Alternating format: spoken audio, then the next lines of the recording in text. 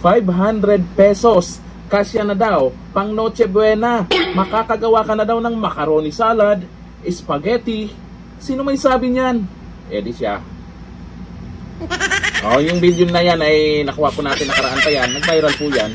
Siya po yung nagsabi po na 500 pesos daw. Kasya daw pang Noche Buena. At hindi lang yan ha. Sinabi pang pwede nang makagawa ng macaroni salad at spaghetti. Saan pwedeng makabili niyan?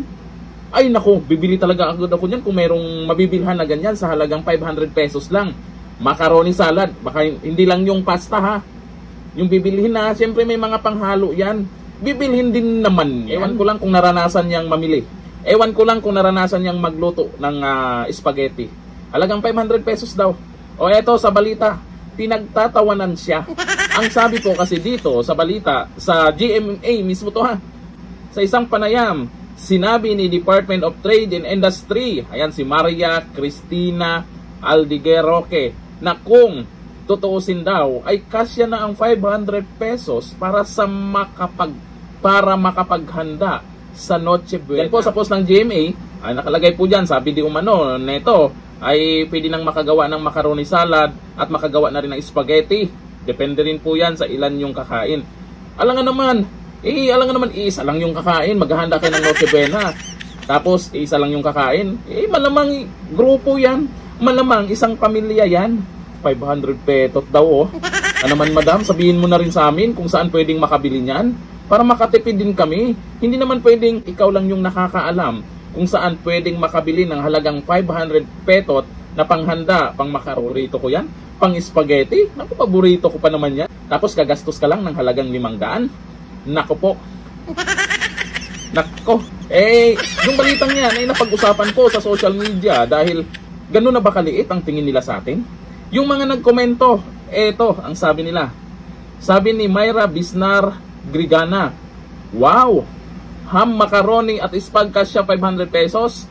Saan ba kayo namimili? Yun nga po, kahit ako kung sasabihin nila saan mamimili, doon tayo. 500 pesos lang, may ganyan pa. Okay na po yung panghanda na ganyan na may ham, may macaroni salad, spaghetti. Okay na yan. Solid na yan sa pang Noche Buena. Dagdagan mo lang ng kahit tinapay, solid na yan. Pero 500 pesos? Saan ba siya makakabili niyan? Sabi ni Michael Ako Kaparas, namamalengke ka po ba ma'am?